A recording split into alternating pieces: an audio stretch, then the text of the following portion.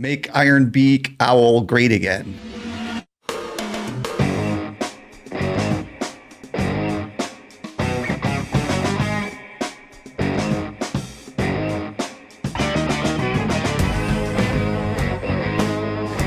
Hello everyone, this is Hearthstone Meta Hype. I am Eco100 with my friend Venga Dragon. How are you doing, Venga?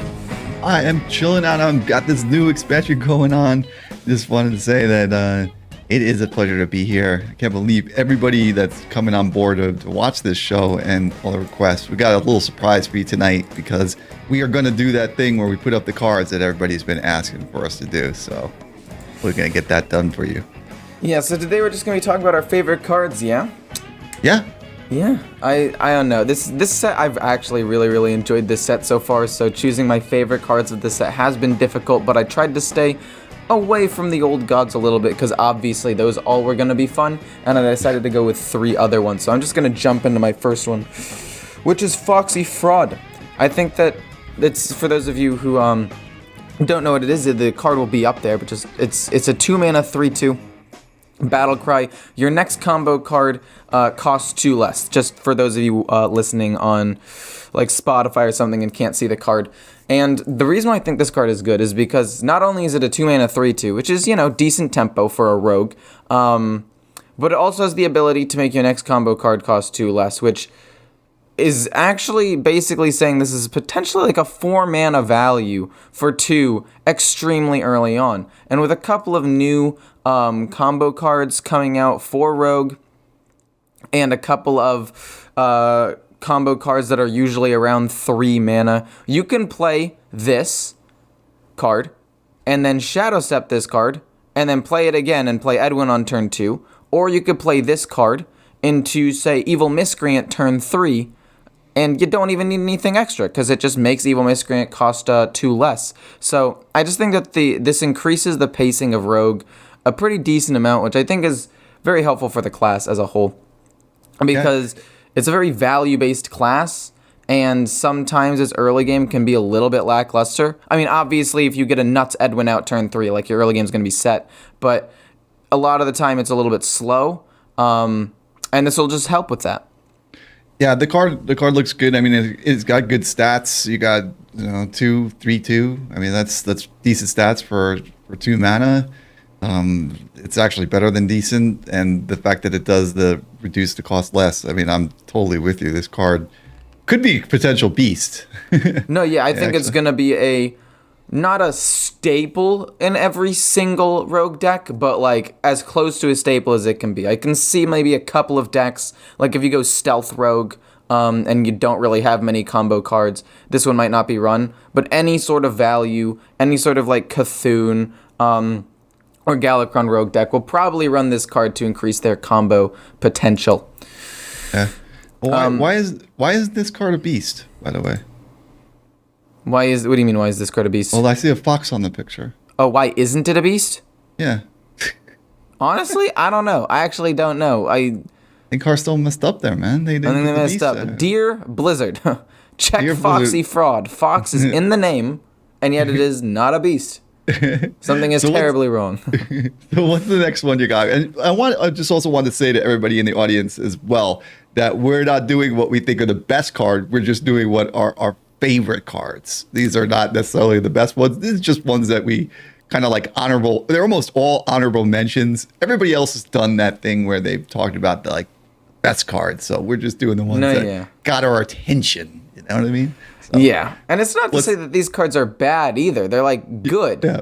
They're just not the best, you know? They're good, and I think are cards that don't get as much attention as they probably should. Yeah, like nobody's going to talk about the common Foxy Fraud that much, but it's a great card, and it's a common, and anybody can get it. Right. The thing is, too, is like you're not going to have that situation where like, that it's just mentioned at all. It's kind of like that athlete that's your favorite guy on the team, maybe like that just never gets that notoriety. Nobody's ever picking them as their favorite player, but they're very good, right? Yeah. All right. So what's next up, brother? The next one is the Occult Conjure. It's a 4-mana card for Mage, 4-mana 4/4 that says Battle Cry. If you control a secret, summon a copy of this. And this card, I thought was going to be very, very, very good. right out of the gate, I was like, this card is going to be 8 mana, or not 8 mana, 8 stats for 4 mana relatively consistently. I just always thought that the problem was secrets for mage are relatively easy to test, especially if someone's going second. They can just test for like counterspell or Netherwind Portal. If they do damage, the new rigged Faire game doesn't work. If they attack you, then Ice Barrier, Vaporize, Flame Ward, all those cards can pretty easily be triggered. But considering the fact that the meta is fairly slow because everybody is going all these old gods, it's very easy to get your secret to survive on the board for 1 turn and play the Occult Conjurer turn 4, which is very, very nice. Like, you very consistently get this as an 4 mana 8/8, which increases the tempo, and a meta that I think is pretty slow right now. It's like, we've got this deck. Obviously, Soul Demon Hunter and Totem Shaman are all 3 like really good aggressive decks, and then everything else in the meta is fairly slow. And this deck, because of all of its secrets, actually does okay into other aggro decks because Flame Ward is just so powerful. I'm going on to another card right now, but the point is, the Occult Conjurer is one of the cards that basically solidifies the like early/mid game that gets you a big enough tempo boost to beat other aggro decks and just gain a ton of tempo, or put that nail in the coffin against a slow deck and just be like, now you have to deal with 8 damage on board turn 4, and if you don't, then I'm going to be doing a lot of damage to you.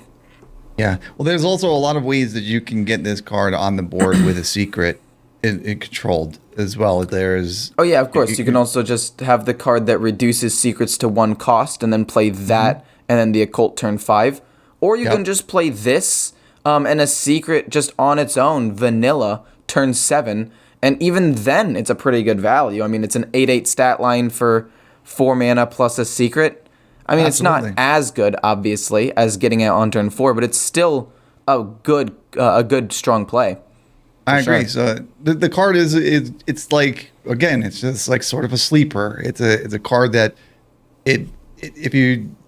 there's a different archetype that you would need. In other words, it'll help the archetype, the secret archetype, and if you want to, it just puts something that they'll have to deal with on the board, and it's got some legs. I mean, if you could, there are opportunities also to cast a secret for 0 mana as well if you cheat it out with the the 2 mana card that draws you a secret for free, and then you just hold that secret in your hand for a turn, and then play it and the occult on the same turn 4. Yeah, the card we're talking about, I believe, is oh my goodness, it's gonna drive me crazy if I don't find the name. Yeah, I'll look. Yeah, I'm looking as well too. It is. It's 2 mana. Ancient Mysteries. There we go. Yeah, I'm looking at it too. Ancient Mysteries is very good setup for the. Yeah. And it's like I've even thought that card, Ancient Mysteries, was a bit like necessary in a lot of decks, and it's actually pretty good now that I see it. You know what I mean? You can. And you just on the same turn. Absolutely, absolutely. It was used in Highlander decks to draw like a Flame Ward or a Ice Barrier. It was used in Spell Mage, like no minion mage. It was used in a couple of like aggressive mage decks too, just for some extra card draw. Because even some aggro mages needed that Flame Ward and Ice Barrier to deal with Demon Hunters. So it's just a card that's always been there, and now it has even more synergy with stuff. Yep, and it's this is also is part of the Sabers of Uldum, which will be rotating out soon. But what's next up, man? What do you got on the next? Okay, the last one. Card? Okay, it's not really a sleeper. I'm gonna be honest with you. It's the Grand Totem Izor. I just love Totem Shaman, man. I don't know if you watched me make videos about it in the past, over the past like expansion or 2. There we go. That's the word. Over the past 2 expansions, I've been trying to make Totem Shaman work, and I feel like they keep getting a couple of new things. Last expansion, it was the Totem Goliath and the Tricky Totem, which, I'll be honest, sometimes will troll you and kill off your entire board. There's nothing more tilting than having a whole board of buff totems that you just got, and then the one tricky totem on your board casts Plague of Flames, and everything just dies. It's so... But still, I absolutely love Totem Shaman, and I love that it's getting a big legendary card. Yeah. It'll just make all the other totems stronger. This one here, especially this card, like you said, this is not a sleeper. This is a good card. Yeah. Think about this card with coin. So you're cheating. You're getting it out on turn 2, and it's got 4 health too, which means it's extra durable. Yeah, like, and you're just rocking. I mean, I had a guy on turn 6 with this card playing it against me, had something like 3 totems out there. They're all like 5/8, and then he copied it with the weapon. And God. And it was just like, and I was just sitting there going, okay, how am I going to get through this? I'm sitting there trying to pull off a Cthulhu combo and just looking at like something like 22 damage on turn 7 or something. 6 or 7. Yeah, I think Totem Shaman is one of the best decks in the expansion, at least right now. Obviously, it's really, really, really early, so it's hard to like say for sure. But I think it looks really good. And you talking about like 22, 26 stats on turn 6 is exactly why. Like, this can get out of hand so fast. Coin out the Izor, then play Totemic Reflection on Izor because he'll probably live, because a 4 health minion is pretty sticky. There's a lot of 3 health removal, but not a lot of like 4 health removal at 2 or 3 cost. And then next thing you know, every single totem you play is extra powerful, has an extra health, so they're even more durable. And the attack I don't even think matters as much, because as long as you can get the totems to live for a while, then you can pump them up later. But I don't know. I think Izor's insanely strong. Yeah, it's really just way up there, and I think it's a fair card too, because 3 mana. Absolutely. It's definitely fair. It's not over the top. I don't see this card getting nerfed. It might be the cards that maybe the cards around it might. Maybe a little bit, but But this card is pretty fair. 3 mana, 0/4. It's still a 3 mana 0/4, like you just said, and it takes a turn or 2 for the effects of this card to like really be felt. It's not even like the effect happens immediately. Like the turn you play it, it's still fairly slow, right? If you have another totem or 2 on the board, they don't immediately get pumped or anything. So if you deal with the grand totem on the very first turn, because say you have some board presence, then, or you as the opponent, I guess, and you kill it off, it's not that big of an issue, in my opinion. But if it's left on the board, or it's copied on turn 6, then it becomes a bit of an issue, but it takes some setup for that to actually take effect. Make Ironbeak Owl great again. That's possibly the one that's going to come back. Why was that card ever nerfed? I don't even remember what it used to be. I just remember reading that it was nerfed, and I was like, well, this sucks.